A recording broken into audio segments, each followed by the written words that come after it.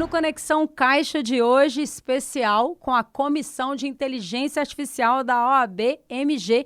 E hoje o nosso convidado é o professor Dierle Nunes. Olá, professor, é um prazer recebê-lo aqui nos estúdios da Rádio CAMG para falar de um assunto tão interessante também e que dá tanto pano para manga, né? Como nós estamos conversando aqui inicialmente. Verdade, uma saudação inicial para vocês, Irlene, para todos os ouvintes. Uma alegria estar aqui e vai ser ótimo a gente poder descortinar alguns aspectos envolvendo a inteligência artificial e a inteligência artificial no direito, que é o objeto da nossa comissão. Para começar, né, a nossa pergunta quebra-gelo, a comissão ela existe desde quando e também como fazer para participar, professor Dierle? A comissão, na verdade, foi criada nesse atual mandato do presidente Sérgio. Inicialmente, ela teve como presidente a professora Maria Brochado, que é uma colega minha da UFMG, mas ela, inclusive, por força de ter ido para a Alemanha para fazer uma pesquisa, depois da sua titularidade, ela me pediu para assumir a presidência da comissão, e ela é composta principalmente por pessoas que gostam mesmo dessa área, que já pesquisam. Então, tem pessoas do estado inteiro que estão conosco com esse propósito, e inclusive até com o intuito de gerar maior literacia, educação das pessoas sobre essa parte de tecnologia. A comissão vem fazendo, inclusive, uma série de atividades, como uma série de lives, gravando sobre temas importantes envolvendo essa interação entre o direito e a tecnologia. Ótimo. E esses conteúdos, eles também estão disponíveis? E como que é possível que a população acesse, os advogados também interessados? Na verdade, eles estão todos no YouTube da própria OAB Minas, ou seja, é do próprio canal oficial. A gente gravou essas lives todas e estão todas disponíveis.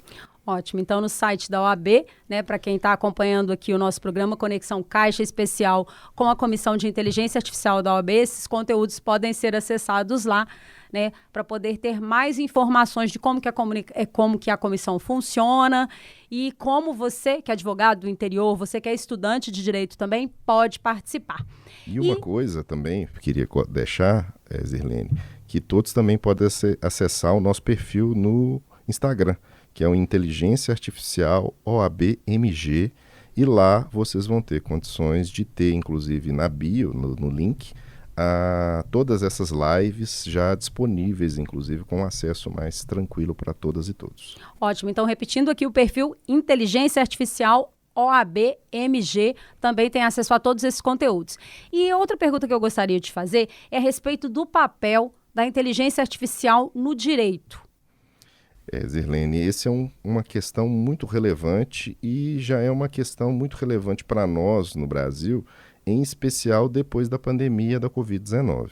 Porque, como todos sabemos, houve uma mudança muito grave e muito grande no sistema jurídico, porque o sistema jurídico, o Poder Judiciário brasileiro, ele se destacou em relação aos outros do mundo, porque a gente já vivenciava um movimento de digitalização da justiça há bons anos. E com a ocorrência da pandemia, esse movimento se acelerou. E com essa aceleração, um dos aspectos que começou a ser muito fomentado dentro do judiciário brasileiro foi exatamente o desenvolvimento de alguns projetos, de alguns modelos de inteligência artificial que são usados nos tribunais. Então, nós temos hoje, inclusive no CNJ, uma plataforma que a gente chama de plataforma Synapse, que tem mais de 100 modelos de inteligência artificial que já vêm sendo estruturados pelo Poder Judiciário brasileiro com o propósito de resolver questões pontuais, seja classificar um recurso, como é o caso de alguns projetos do Superior Tribunal de Justiça e do Supremo Tribunal Federal, praticar atos no processo, atos específicos para auxiliar a citação, para auxiliar a encontrar bens, para auxiliar na própria penhora, ou seja, na verdade, um sem número de situações com o intuito de resolver pequenas questões no curso do processo. Então, já há um uso que vem ganhando proeminência e, em especial, desde o final do ano de 2022, com a propagação ou a maior publicidade dos chamados modelos de fundação, que são os grandes modelos de linguagem que dão base, por exemplo, para o ChatGPT, para o Bard, para o DALL-E, para o Midjourney, há uma tendência ainda maior de uso cada vez mais constante dessas IAs, tanto as anteriores, que a gente chama de IAs classificatórias, analíticas, preditivas, que fazem, na verdade, a partir de uma padronização de dados, resolução de problemas e tarefas, e essas novas IAs, que são novas assim, elas remontam a 2018, mas se notabilizaram a partir do ChatGPT, pela própria facilidade que a ferramenta teve e ganhou, e a partir desse momento se tornou cada vez mais comum a percepção pelo jurista de que ele precisa realmente entender um pouco de tecnologia e se somar cada vez mais comumente à máquina para ganhar produtividade e sempre tendo cuidado de não ser substituído por ela, porque um risco evidente é que para tarefas mais singelas há uma tendência de que a máquina consiga fazer uma série de coisas que nós já fazemos, seja como advogado, seja como promotor, seja como juiz, mas obviamente ninguém tem interesse de que isso ocorra. Então, o caminho é entender cada vez melhor como essas IAs funcionam, tanto as tradicionais quanto essas chamadas IAs generativas, com base nesses modelos de fundação, como o GPT, o Gemini, etc., para saber em que medida que você pode usá-la, qual é o risco de usá-la, porque existem uma série de riscos que precisam ser conhecidos, para que a gente consiga ganhar em rapidez, em produtividade, em eficiência, mas obviamente sem descurar a segurança e a correção que é essencial para as tarefas que nós da área do direito desempenhamos. E quais são esses potenciais riscos que a inteligência artificial pode trazer nesse âmbito jurídico? Inclusive, se você puder exemplificar com casos polêmicos recentes, Sim, né? Na verdade, Compartilhar conosco. as IAs, mesmo antes desse boom das IAs generativas, já havia uma preocupação muito grande há bons anos, pelo menos desde 2015, 2016, com o fenômeno que a gente chama de discriminação algorítmica, que é o fato de que, como a máquina, basicamente, ela extrai padrões de dados, primeiro, se os dados forem ruins, os dados que alimentam a máquina, a resposta da máquina vai ser ruim. Aí tem uma frase, inclusive, que a gente fala, se entra lixo na máquina, sai lixo da máquina. Então, se os dados forem contaminados, a resposta vai ser contaminada. Então, se a gente pega dados de uma sociedade desigual e coloca na máquina, a máquina pode reproduzir respostas desiguais. Isso deu ensejo à preocupação em torno da discriminação algorítmica. Isso começou a ser percebido por alguns pesquisadores pretos, em especial no exterior, no qual eles começaram a ver, por exemplo, que uma IA de reconhecimento facial não enxergava a pessoa quando ela era preta. Ela, literalmente, um robô social que chegava, por exemplo, numa empresa de tecnologia, ela chegava e vira assim, bom dia, boa tarde, o robô não enxergava. E isso começou a ganhar visibilidade. Tem alguns casos mais notórios, inclusive no direito, um caso que é conhecido como caso Compass, que é basicamente um algoritmo que foi criado, um software que foi criado por uma empresa americana, privada, chamada Northpoint, que é utilizado na justiça criminal americana para fazer um score de periculosidade. Basicamente, a pessoa é presa, é submetido os dados dela à máquina e a máquina fala, essa pessoa é mais perigosa ou menos perigosa, por exemplo, para ela ter uma liberdade provisória, concessão de fiança ou coisa que o vale. E uma ONG, em 2016, fez uma análise das respostas do Compass e descobriu que se a pessoa fosse preta, o score de periculosidade aumentava e se ela fosse branca, reduzia, sem que tivesse na informação da pessoa submetida a raça dela. E isso começou a colocar em pauta um primeiro problema que foi descortinado, que é o da discriminação algorítmica. E ele virou um problema tão sério que hoje ele é uma coisa muito levada a sério. Há pouquíssimo tempo, tem um exemplo, inclusive, envolvendo o novo modelo de fundação da Google, que chama Gemini. E o Gemini é um modelo multimodal. Ele gera texto, gera imagem, gera, em tese, vídeo. Ele tem uma potencialidade para várias criações a partir de comandos, a partir de prompts. E umas pessoas começaram a fazer testes com o Gemini para geração de imagem, e ele começou a criar imagens, por exemplo, de soldados nazistas, em 1943, pretos. Porque para tentar resolver o problema da discriminação algorítmica, eles mudaram o dataset e reduziram as imagens de pessoas brancas. O propósito deles pode ser visto até como um propósito interessante, um propósito a ser louvado. Só que eles tentaram dar uma solução simples para um problema mais complicado. Sim. Então você não consegue resolver o problema da discriminação algorítmica só retirando dados do banco de dados. Você precisa fazer uma análise ou tentar criar, inclusive, algumas formas tecnológicas, que eu não vou explicar aqui para não entediá-los, para tentar fazer com que a máquina corrija. Então esse é o primeiro problema. Um problema também muito sério para nós da área do direito, muito, muito complicado, é o problema das deepfakes, que com o avanço dessas IAs generativas e com a proficiência delas, a perfeição delas para geração de imagem e de vídeo, coloca em pauta um problema muito sério. Você pode ter a geração de imagens falsas, de vídeos falsos e de vozes falsas feitas por IA. Isso cria um problema micro, e já aconteceu, por exemplo, exemplos aqui no Brasil muito complicados, muito tristes, envolvendo, por exemplo, uma escola importante aqui em Belo Horizonte e no Rio de Janeiro, de que alguns jovens começaram a fabricar fotos de colegas nuas e divulgá-la no WhatsApp, etc, etc. Que a gente chama é um deepfake, que a gente chama de deep nude, que é uma imagem falsa, e isso, obviamente, foi catastrófico para essas jovens. Do mesmo modo, teve o caso da Taylor Swift, que teve imagens dela tendo relações sexuais falsas, e inclusive ela criou um movimento muito grande contra a utilização desses deepfakes e pode, inclusive, gerar uma questão importante nas eleições. A recente regulação do TSE proibindo, inclusive, os deepfakes nas campanhas eleitorais tem exatamente esse propósito, porque pode induzir as pessoas a acreditarem que um determinado candidato disse algo ou fez algo que, na verdade, não é não é verdade. Aconteceu, inclusive, recentemente com o caso do presidente Biden. Agora que eles estão no meio de um processo eleitoral lá, se descobriu que uma determinada pessoa com alguma vinculação com o candidato Trump fez áudios com a voz do Biden falando para as pessoas não irem votar numa determinada uma das eleições primárias lá nos Estados Unidos. E esse áudio foi reproduzido em telefonemas para milhares de pessoas. Então, o deepfake é um problema muito sério, é um risco muito sério.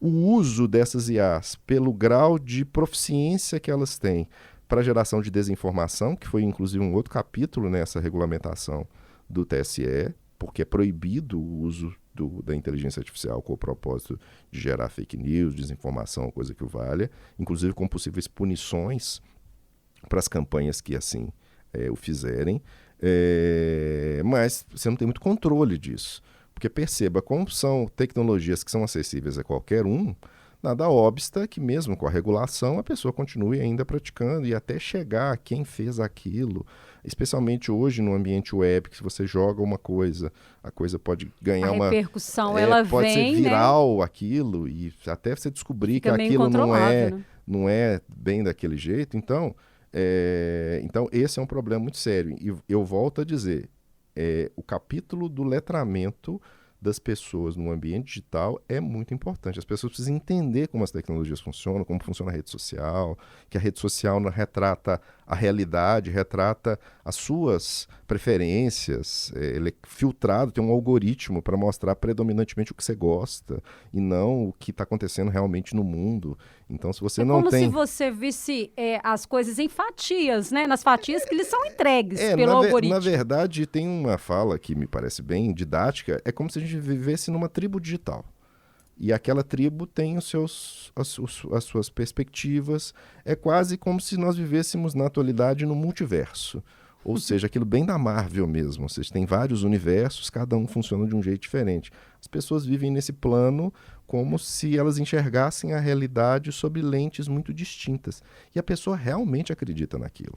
Então isso é uma coisa que preocupa, porque as pessoas às vezes não têm uma percepção completa do quadro, até para poder fazer um julgamento mais adequado do que está ali fazendo. E em especial para a área do direito, essas IAs generativas, elas trazem um capítulo muito preocupante, que é o problema do que se convencionou chamar, no pessoal da tecnologia, de alucinação maquínica, que é basicamente o fato de que esses grandes modelos de linguagem que usam uma arquitetura que a gente chama de transformer, ele cria texto, ele cria imagem, ele cria vídeo, ele cria áudio, mas ele cria isso a partir de um conjunto de dados. E ele faz essa montagem a partir de uma correlação estatístico-matemática.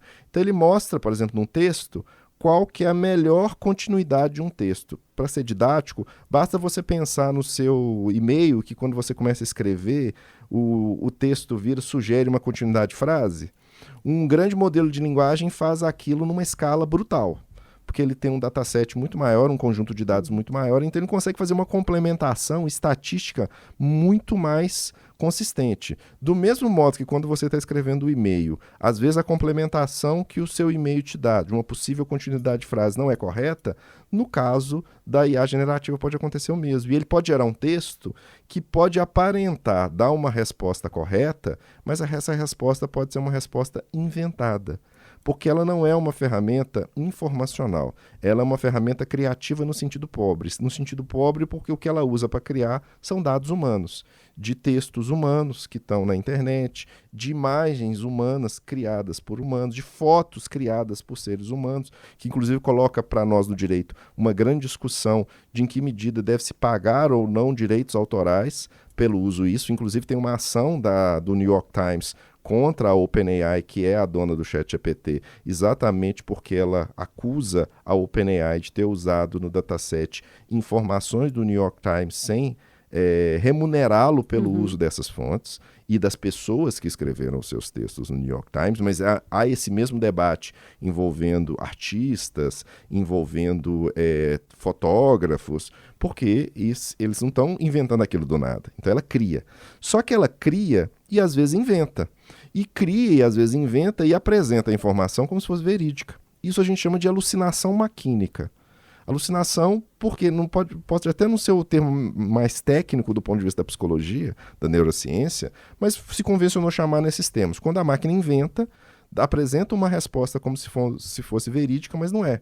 E nós tivemos já no direito casos notórios relatados no exterior e no Brasil de hipóteses nas quais a pessoa, o jurista, foi fazer uma petição ou foi fazer uma decisão e o ChatGPT, por exemplo, inventou decisões que não existiam. E as apresentou na petição ou na decisão como se fossem verídicas. Teve um caso notório nos Estados Unidos de um advogado numa ação contra a Avianca. O advogado, inclusive, foi penalizado financeiramente e foi obrigado a informar os juízes que o ChatGPT tinha inventado decisões que ele tinha feito isso, além da vergonha internacional. E teve o caso aqui no Brasil, que inclusive tem um procedimento junto ao CNJ, no qual um juiz federal fez uma sentença que também usou o ChatGPT e ela inventou decisões de tribunais. E ela inventou mesmo, e com dados do número do processo, o nome do relator, o tribunal, etc, etc. O que coloca para nós, então, um grande risco na área do direito. Significa o quê? Você pode usar isso para te auxiliar e para ganhar em produtividade, eficiência, etc, etc? Pode e deve. Eu sou, inclusive, um entusiasta e uso isso todos os dias da minha vida e utilizo em várias situações. Mas você tem que sempre usar como um expert. Ou seja, você tem que ver a resposta da máquina e ver se a resposta da máquina é adequada.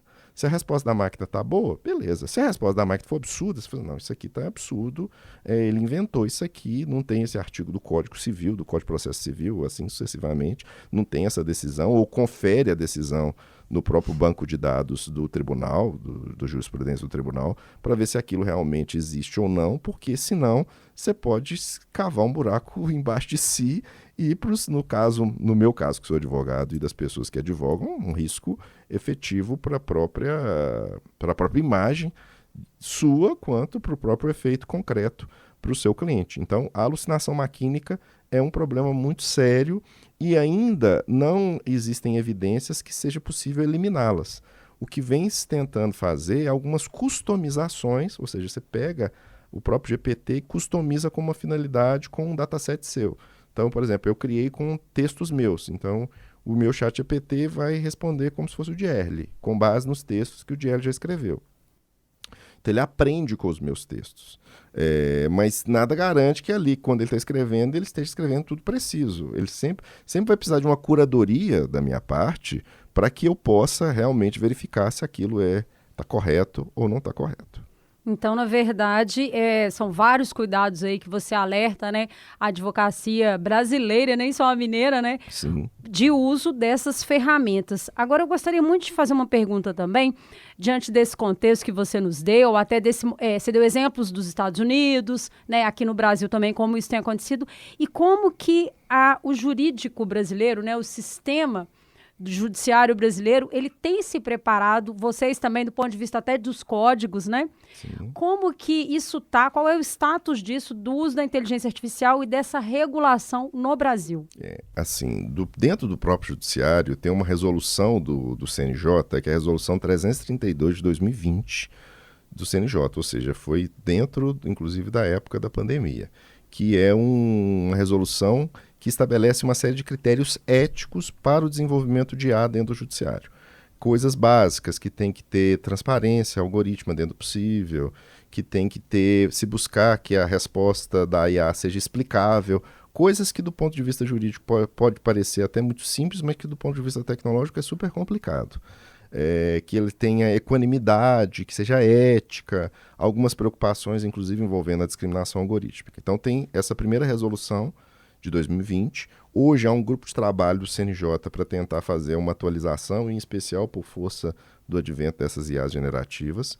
Fora isso, nós temos um projeto de lei, que é o 2338, que é o mais reconhecido, que foi capitaneado que teve como presidente o ministro Cueva, do STJ, que é um especialista, um grande estudioso do tema, e com um grupo de juristas eles fizeram um anteprojeto, mas depois que eles apresentaram esse anteprojeto, tentando em alguma medida consolidar os 3 anteprojetos que existiam dentro do Congresso Nacional, surgiram pelo menos mais uns 2 ou 3, tentando fazer uma regulação, porque alguns querem uma regulação mais minuciosa, só que outros são contrários a uma regulação mais minuciosa, porque pode barrar a inovação no Brasil, porque no final das contas, nós do Sul Global somos predominantemente consumidores da tecnologia.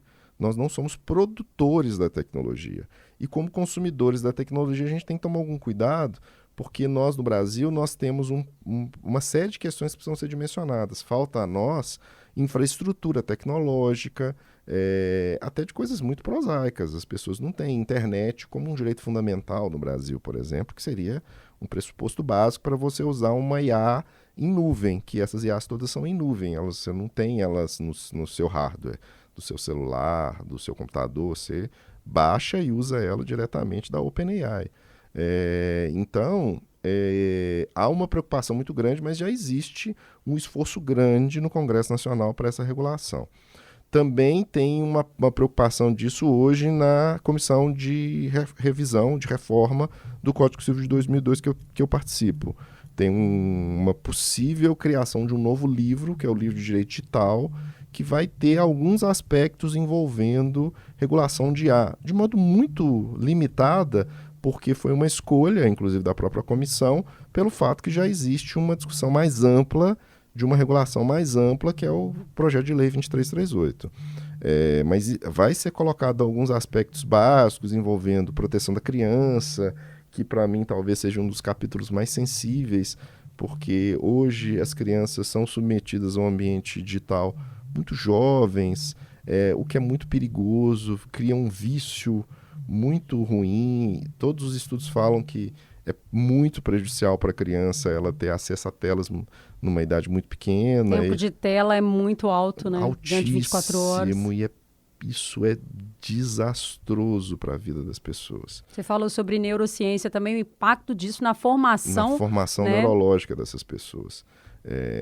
Então, tem alguma série de preocupações. Agora há uma tendência de você ter brinquedos com inteligência artificial, tipo uns pets com IA, que são lindinhos, só que eles são perigosíssimos do ponto de vista de captação de dados, que significa que você vai ter o seu filho e os dados do seu filho desde a mais tenra idade sendo enviados, sabe Deus para onde, e fazendo tratamento de dados em qual sentido, inclusive em tese esses robozinhos, eles teriam o potencial até de serem utilizados para a educação da criança, que é uma coisa que me soa, apesar de ser um grande entusiasta com tecnologia, uma coisa muito perigosa.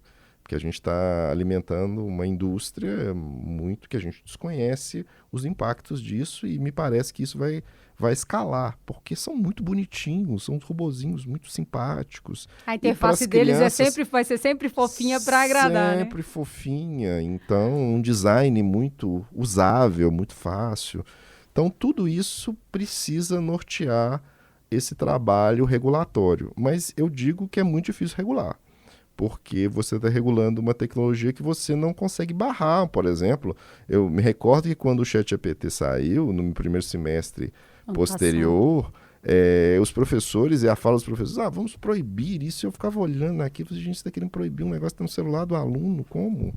É impossível você tentar frear uma coisa irrefreável. Sim. Então você precisa ensinar as pessoas, no caso nosso, ensinar os juristas, e esse, inclusive, é um dos grandes propósitos da própria criação da comissão e do trabalho que a comissão vem desenvolvendo. Inclusive, esse ano a gente vai fazer um congresso com o propósito exatamente de fomentar essa educação dos profissionais da área do direito, para que eles saibam, aprendam, inclusive, que estão imersos num ambiente que usa os dados dela contra ela mesma, que induz comportamento, literalmente, com designs específicos. Isso é demonstrado empiricamente com trabalhos de pesquisa científicos muito sérios, e que vai ser utilizado como base para a própria modelagem de uma série de modelos e a tendência, inclusive, hoje é da gente ter esses modelos de IA multimodais.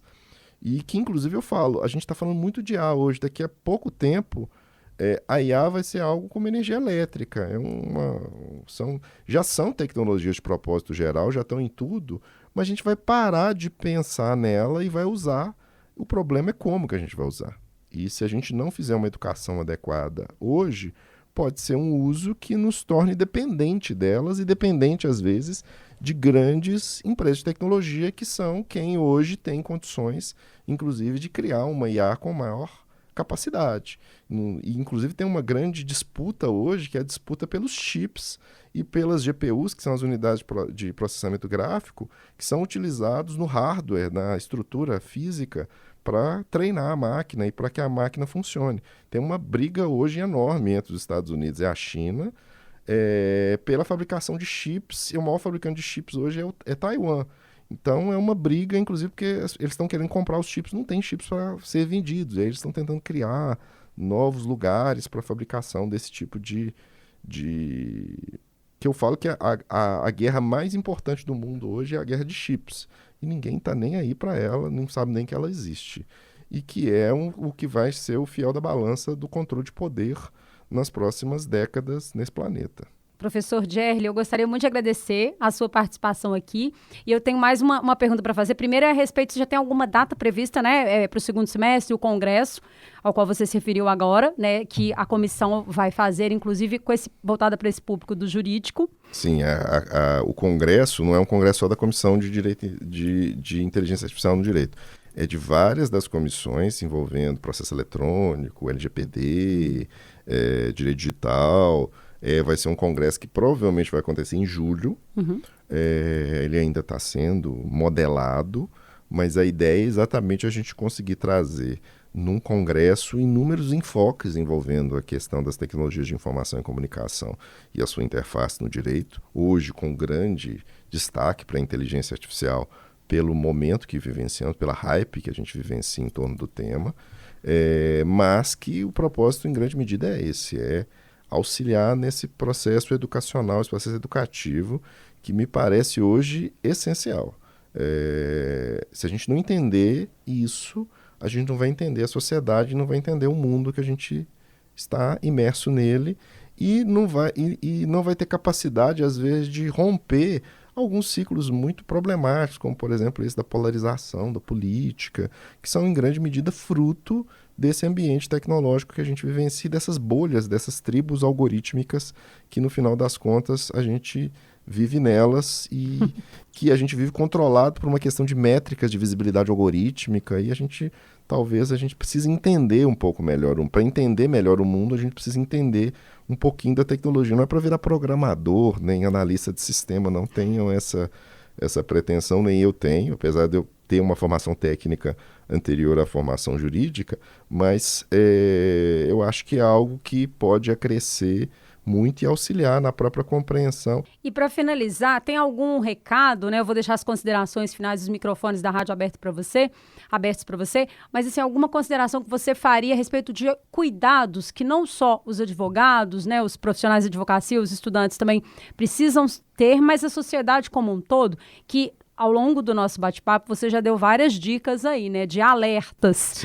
Para o bom entendedor vai pegar essas dicas que você deu, mas algum recado mais direto, assim, olha, é importante se atentar muito a isso, até, você já falou das próximas décadas, mas um período até mais curto do que décadas aí, porque parece que essa tecnologia, ela todo dia uma inovação, né? Todo dia inovação. Para mim é muito evidente que a gente já superou aquela ideia de que precisa ver para quê? Crer. Ver não te traz crença mais, porque aquilo pode ser um vídeo que tenha sido feito, um áudio que possa vir a ser feito, e isso é utilizado hoje até para golpes. Você recebe uma ligação de um familiar, e aquele familiar não é um familiar, é uma pessoa que fez um deepfake com a sua voz, e etc, etc, e você vai acreditar que aquela pessoa está te pedindo alguma coisa, coisa que o vale. Tem até aquela dica dos experts falando que você combinar com sua família uma palavra-chave para demonstrar uma senha da família, que quando alguém conversar, e numa situação como essa, uma pessoa fale com a outra. Então a gente vive uma era que ao mesmo tempo eu deixo essa dica, mas ao mesmo tempo peço para que as pessoas não desacreditem de tudo. Porque o maior receio hoje para mim não é a percepção das pessoas que existem falsificações, é das pessoas acharem que tudo seja falso. E as pessoas vão corrompendo a realidade. E aí você vai criando a possibilidade de que as pessoas digam que algo é real quando não é. Então a gente precisa de ter uma preocupação em buscar o que é real, buscar fontes que comprovem o que você está dizendo, o que você leu, o que você pensou, para verificar se aquilo realmente acontece. Mas também não dá para que se crie uma ideia de que nada é real e de que tudo é uma narrativa e que nada é verídico. Nós trabalhamos com direito, o direito trabalha com correção, com a ideia do que é correto, do que deve ser, e esse é o propósito do jurista e é o propósito que especialmente nós da área do direito precisamos buscar. A gente tem que ter dúvida, a gente tem que ter reflexão, tem que ter crítica, mas tem que buscar o que é correto, o que é verdadeiro, o que é real. Muito obrigada, então, ao professor Dierle Nunes, que esteve conosco, ele que é presidente da Comissão de Inteligência Artificial da OAB-MG. E, mais uma vez, eu vou deixar aqui o Instagram, né, para vocês procurarem a respeito do congresso, que vai vir aí em julho, né, a data prevista para julho, e outras informações também a respeito dessa comissão. O @ é Inteligência Artificial OAB-MG, e no site da OAB também, OAB Minas Gerais, tem todo esse conteúdo, como você falou no início do nosso bate-papo, né, professor? Exatamente. E quem quiser também, se quiser tirar alguma dúvida, eu costumo sempre brincar que o meu é sempre @Dierle Nunes, e eu estou em todas as redes sociais, você só não vai me encontrar no Tinder, no TikTok, no OnlyFans. E se me verem lá, é um deepfake. Muito obrigado.